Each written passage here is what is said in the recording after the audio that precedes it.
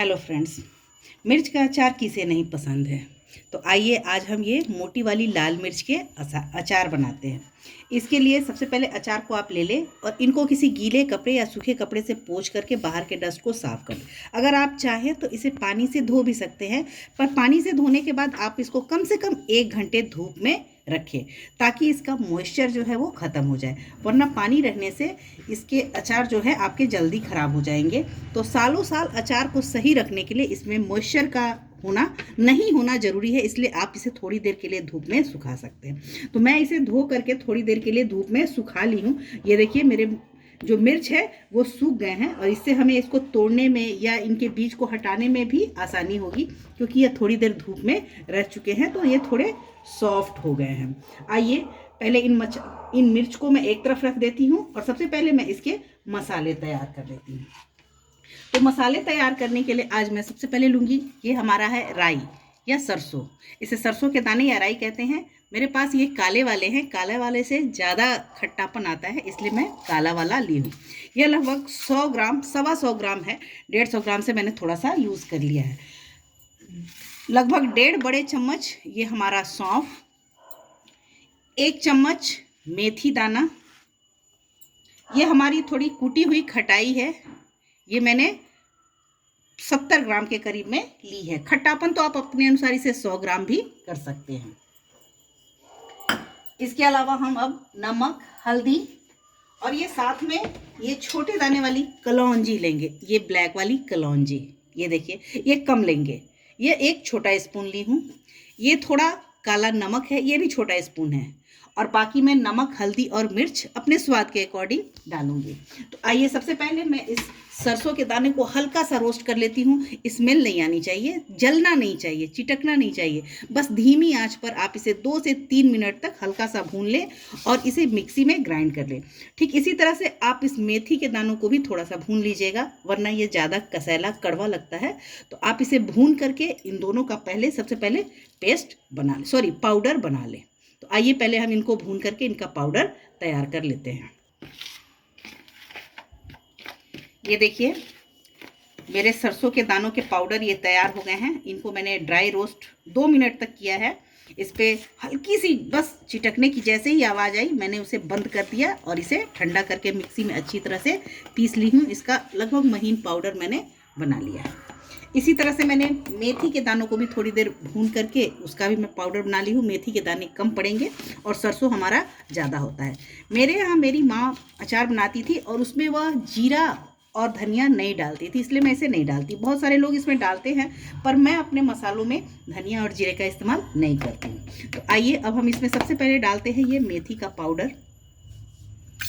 ये लगभग हमने 1.5 चम्मच डाल दिए।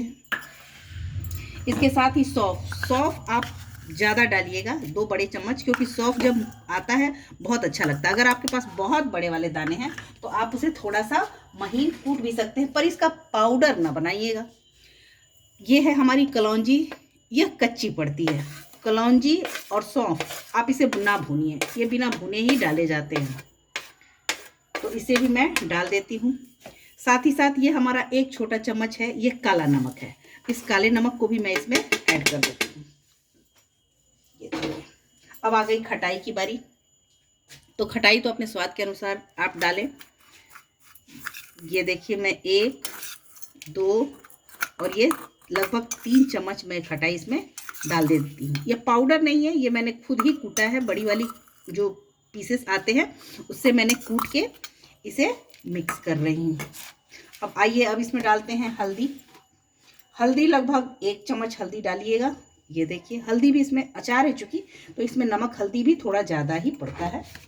मिर्च का अचार ज़रूर है, पर आप इसमें मिर्च डालना ना भूलें, क्योंकि मिर्च अंदर से टेस्ट में आना चाहिए। तो ये देखिए ये भी लगभग 1 चम्मच में मिर्च इसमें डाल देती हूँ। तो ये तो आप अपने स्वाद के अकॉर्डिंग कम ज़्यादा कर सकते हैं। अब आइए नमक लगभग 2 बड़े चम्मच आप डालिएगा, क्योंकि ये अचार है तो ये ज़्यादा नमकीन होता है, तो इसीलिए मैं इसमें नमक 2 चम्मच डाल दे रही हूँ। अब इन सबको आप अच्छी तरह से मिक्स कर लीजिए।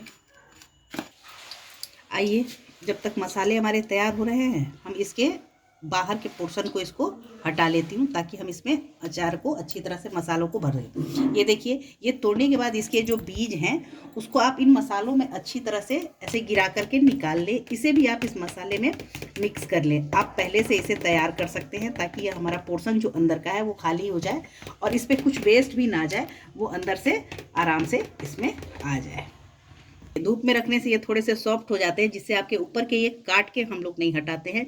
ये धीरे धीरे आप जैसे जैसे ऐसे ऐसे इसको रोल करिएगा, थोड़ा थोड़ा सा इसको दबाइए और देखिए इसके ऊपर के जो ये टिप है अपने आप ये निकल जाते हैं। ये देखिए, तो इस तरह से ये कटते भी नहीं हैं और बहुत आसानी से निकल जाते हैं। इसी तरह से आप सबको टिप को तोड़ लीजिए, सबकी डंठलों को हटा दीजिए। ये देखिए, ये सारी मिर्चियों को मैंने भीतर से खोखला कर दिया है। इसकी सारी बीजें और अंदर के जो भी पार्ट होते हैं उसको मैंने बड़ी सावधानी से किनारे से करते हुए निकाल लिए हैं और सबके देखिए मिर्ची खाली हो गई। इन सब मिर्ची के अंदर से जो बीज के दाने निकलते हैं उसको मैंने इसी मसाले में मिक्स कर दिया है।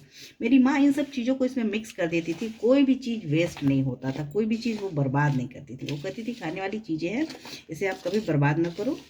ये देखिए, अब ये बहुत भुरभुरा है, तो अब हम इसमें थोड़ा सरसों का तेल गरम करके इसमें गरम करें और उसे फिर ठंडा करें। कभी भी सरसों के तेल को आप इसी तरह से ना डालें।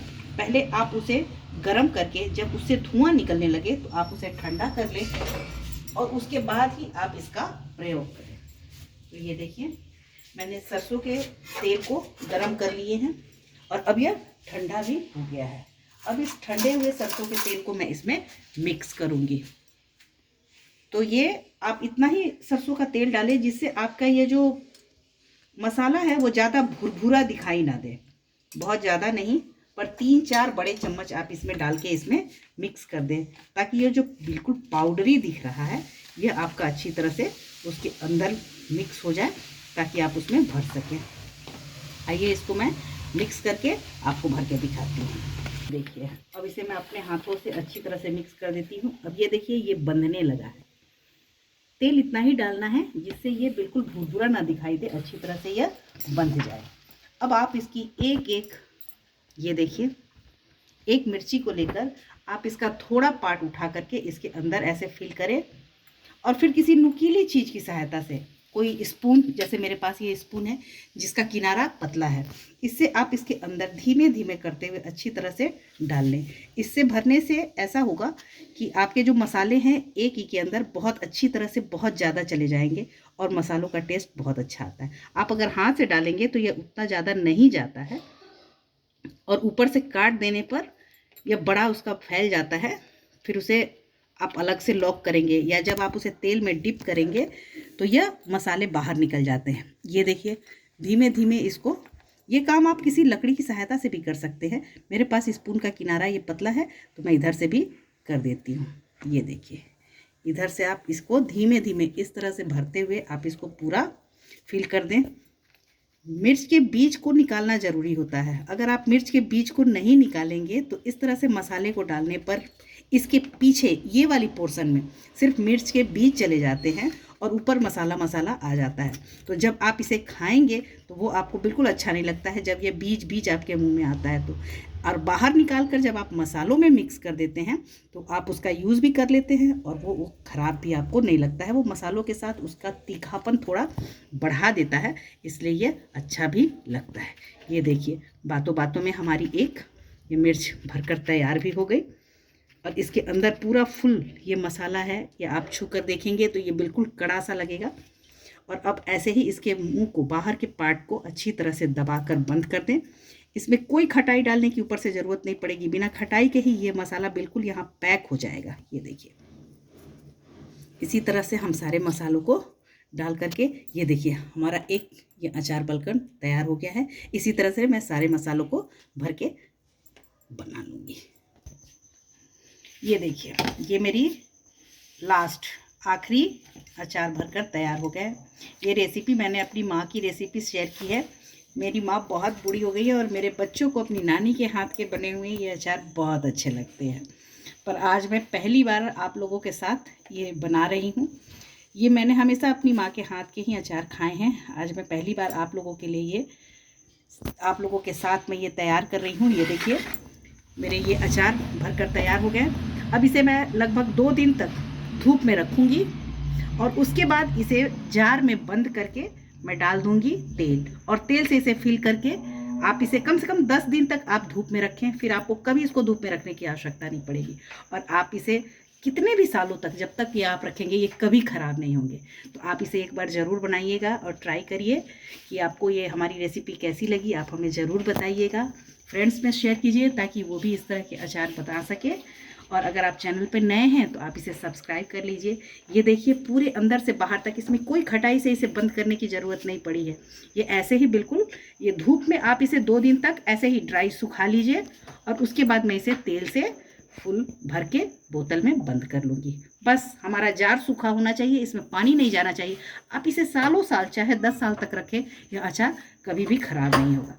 अगर मेरी वीडियो पसंद आई हो तो आप लाइक करें, शेयर करें और कमेंट करके बताएं कि आपको हमारी रेसिपी कैसी लगी। Thank you.